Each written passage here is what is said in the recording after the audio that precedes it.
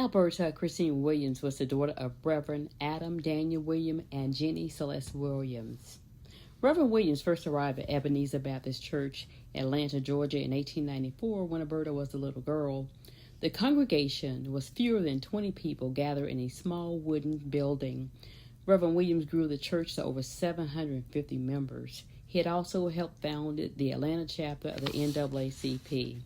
Alberta grew up inside a household where faith was not performed but practiced, where sermons about justice was backed up by boycotts. In 1924, Alberta Williams earned her teaching certificate from Hampton Industrial Institute in Virginia. 2 years later, the state of Georgia told her she could never use her teaching certificate again. Married women were prohibited from teaching in the Atlanta public school systems. But on Thanksgiving Day, 1926, Alberta married a young minister named Michael King inside the Ebenezer Baptist Church where her father preached.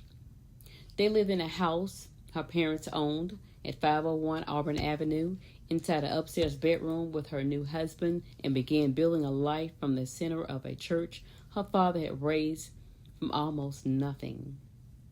She carried the family legacy forward with her own hands. She founded the Ebenezer Baptist Church Choir and played the organ every Sunday from 1932 to 1972, 4 decades of worship, shaped by the fingers and keys. She organized and led the Ebenezer Women's Committee for over decades and served as organist for the Women's Auxiliary of the National Baptist Convention. She stayed active in the NAACP, the YWCA, and the Women's International League for Peace and Freedom. But while doing all of this, she went back to school in 1938. She earned a Bachelor's of Arts degree from Morris Brown College while raising 3 children in a house on Auburn Avenue. The state of Georgia had taken her classroom, but she built new ones everywhere she stood. Her first child, Willie Christine, was born in 1927. Her second child, Michael Luther King Jr., arrived January 15, 1929. Due to religious inspiration, Michael Sr. and Michael Jr. changed their name to Martin shortly after.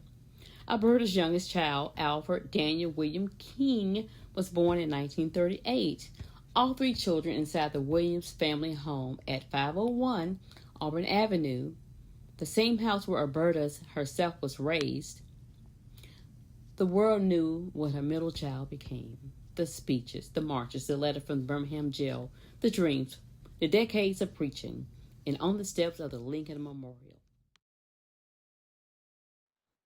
Martin was shot and killed on April of 1968. He was 39 years old. Alberta buried her middle child and somehow kept going. Nearly a year later, her youngest son, A.D., was found dead in a swimming pool at his home. He was 38. His death was ruled an accidental drowning, but questions still surround his death today. 2 sons gone, and Alberta still showed up, still doing the quiet work that had always defined her. She returned to Ebenezer's organ bench, where she had spent so many Sundays, filling that sanctuary with music. On the morning of Sunday, June 30th, 1974, Alberta sat at the organ inside Ebenezer Baptist Church. She played the Lord's Prayer. The congregation closed their eyes and bowed their heads. A man named Marcus Wayne Chen, stood up from a pew near the front of the church and shouted that he was taking over. He ran toward the pulpit, faced the choir, and opened fire with 2 revolvers. His bullets struck Alberta King, Edward Boykin, a church deacon, and a congregation member, Jimmy Mitchell. Alberta and Boykin were rushed to Grady Memorial Hospital, but neither survived. Alberta Christine Williams King was 69 years old. Alberta never got her classroom back. Instead, she raised 3 children whose names forever embedded in history, and a son who would inspire millions. I am Nikki Payne. I'm Elder Lisa Scott, and this has been your Westminster Presbyterian Church Women's History Moment.